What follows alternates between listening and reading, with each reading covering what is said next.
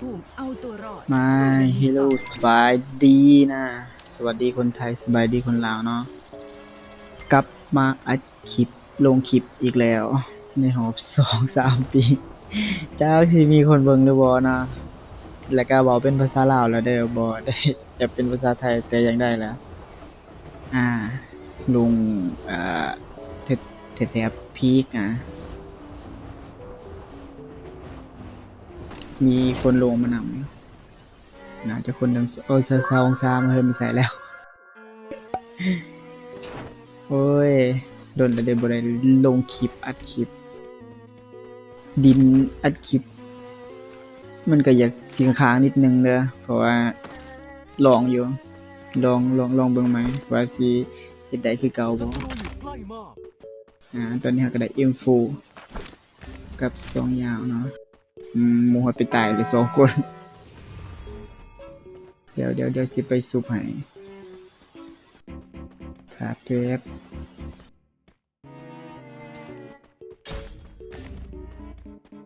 เคยเห็นคนลงหมองป้อมเอาจบแล้ว เพื่อนเฮาไปตายเลย3 คนตอนนี้ก็ถามเพื่อนเกิดก่อนหาเก็บเหรียญถาตัวน่าจะลงไปซุบเห็นตอนลงครั้งแรกน่าจะมีคนอยู่หมองป้อมนะหมองตู้ซุบ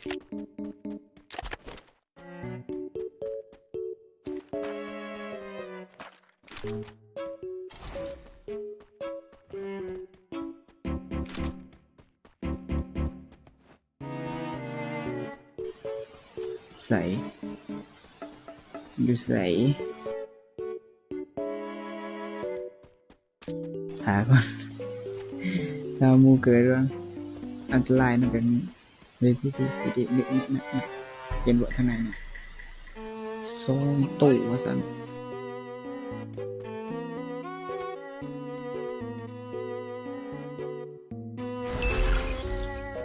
ที่ใส่ล่ะเกิดแล้วหมู่เกิดแล้วเขาชาร์จเลยใช่วะจะเอ้ยเบลมันหูท่านเลยไอ้จื้อเฮ้ย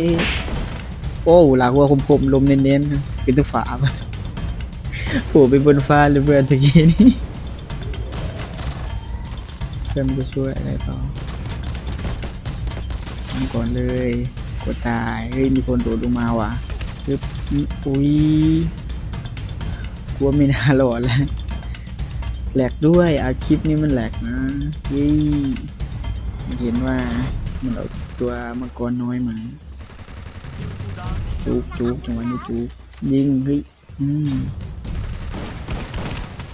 ไม่โดนเลยอ่ะเอ้ยแต่เร็วช่วยด้วยให้ทุงซุปได้ไหมเพื่อนชุบเขาด้วยเพื่อนมาไปชุบละโดยสีสุดทันไหม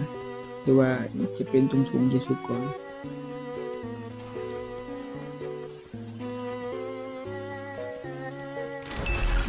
เกิดแล้วเป็นพระลาเพื่อนโอ้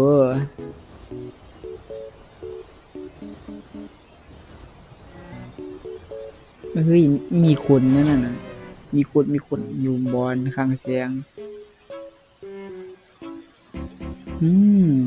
มองได้ก็สิมีคนเนาะ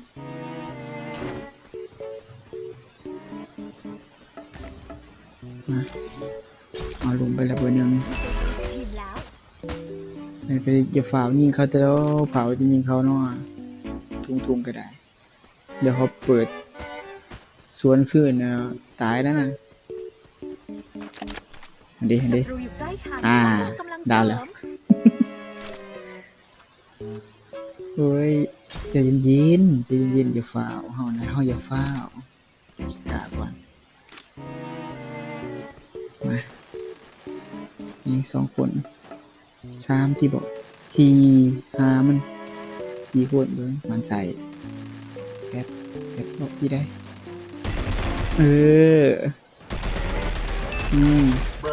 แล้วก็นี้กูไ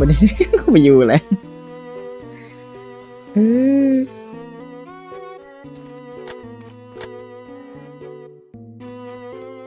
เอา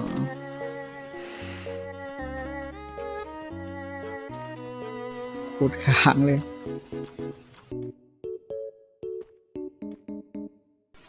อะไรบอกยิงเลยบอกอืมบ่ลงมากูหนีจะว่าอันนี้กูไปอยู่กันไปเขาบัวกันเนาะเราก็ไปหาฟาร์มปืนอีกจักหน่อยหาปืนที่กูใจ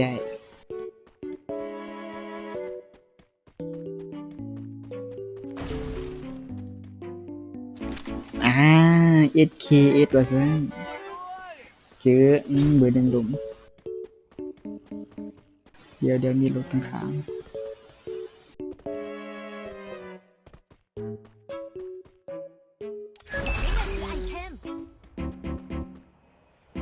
มันไปกันนะบ่ว่าอยู่เถิงบอนคักเสียงเดี๋ยวสิไปจอบรอยอ่ะมากูดาวเออซ้ำกูขี้ซ้ำแต่มันบ่ตายแล้วแบบจังหวะนี้เราต้องขึ้นเทิงเนาะขึ้นข้างบนกูเอาอยู่เทิงแล้วกูคิดใจควรเอาจังหวะนี้เราลอยต่อจังหวะนี้แบบนี้เอาหัวแตกนะน้องสวยมันยิงมันเหลือมีสีห้ากันล้านปกติคิวฟรีมันมีตายปกติในตานี่ลบในนอนหำ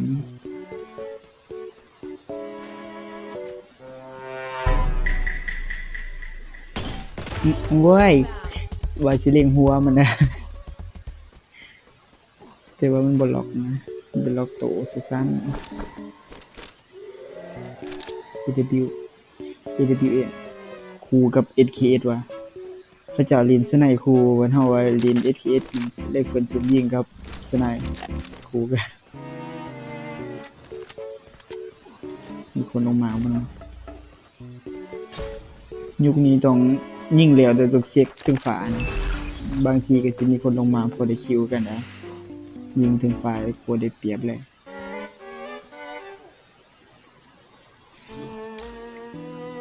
บูททีมแล้ว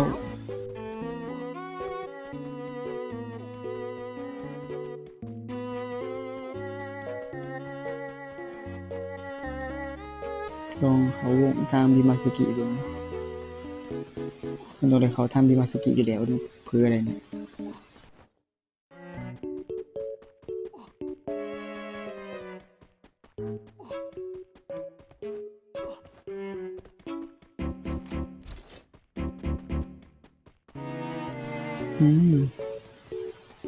เงียบกริบคือว่ามีเสียงคนว่าแม่นแบบ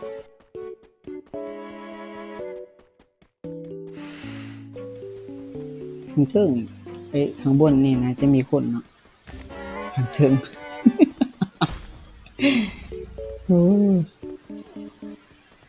ใส่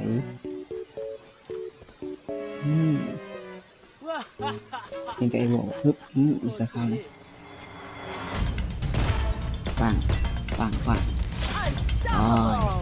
งจุดคอยบ่เห็นเพื่อนช่วยด้วยบ่มีไผดอกพยับกับระเบิดตายช่วยด้วยคนรัวๆเลยเพื่อนงงว่ามึงล้มได้ไงวะมีคนอยู่หรือเปล่าระแวงนิดหน่อยโอ้โหมาขยายแป๊บ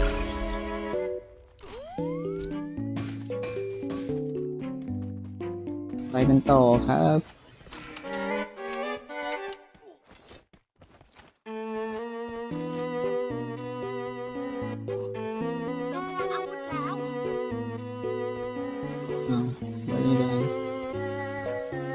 เงียบกริบนิดหน่อยไม่มีไฟเลย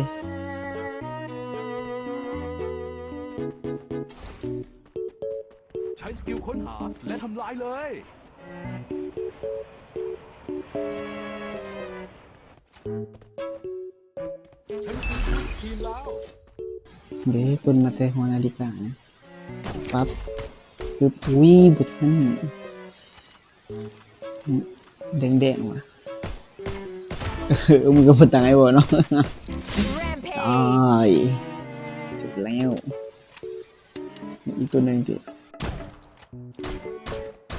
คือมันดีไปแล้วมันดีไปใช่นะอึ๊บบ่ถึกเฮ้ย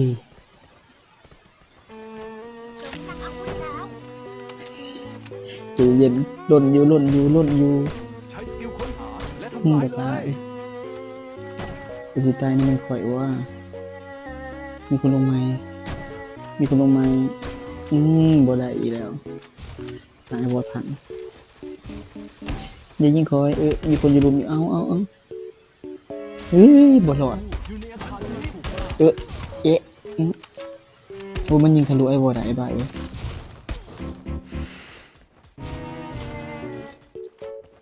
จะตายเลยเพื่อนงูข่อยจะอยู่ไซเหรอเพื่อนนี่ก็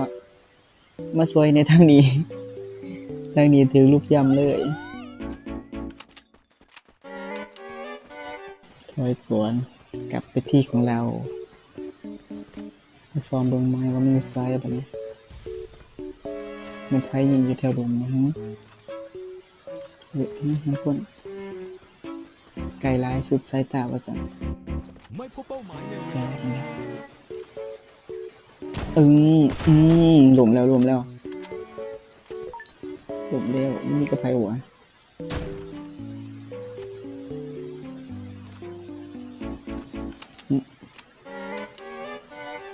เอาสูบกันติวอยู่ฟังเสียงสูบกันแหละเบลคิวจอย ฉันคือทีมแล้ว ดูเห็นแล้วน่าจะตายแล้ว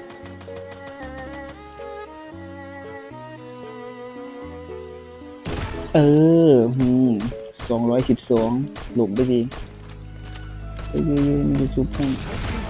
สูบมาหลุมมาโอ้คิวว้าวหวานเจี๊ยบเล่นไปช่วยมูอยู่เถอะนะเยอะ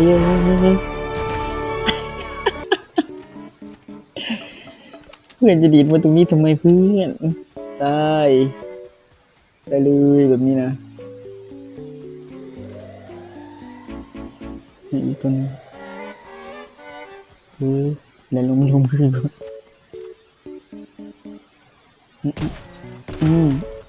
เอาล้มอันนี้มันเด้งโอเคตายแล้วข้างบนครับข้างบน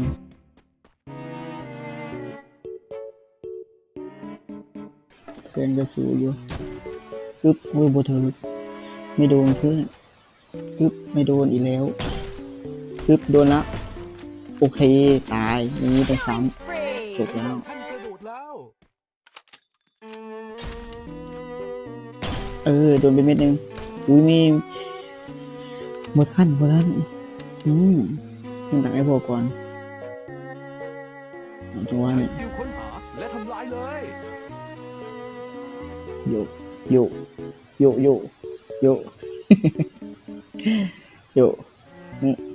ปึ๊บเอาหมูตาย2 คนแล้ว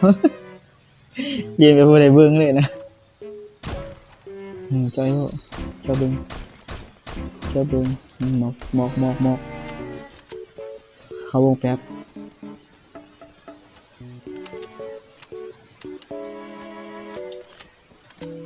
เหลืออยู่3 คนเนาะ5 คนในเกม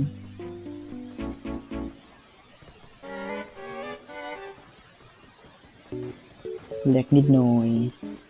อุ้ยเบอร์ 1จะตายแล้ววิสัยบ่ผล ใช้สกิลค้นหาและทำลายเลย บ่ถืออย่าหาลิ้นไปซะหน่อยนะเด็ดเอ้าแตกโอ้ตายเบอร์ 1แล้วลืมแตกเอาล้มจังหวะนี้ล้มไว้จังได๋หมูดาวแล้วต้องการกำลังเสริ พอ ม มีตัวเปิ่มเรียบร้อยครับบูย่า ดี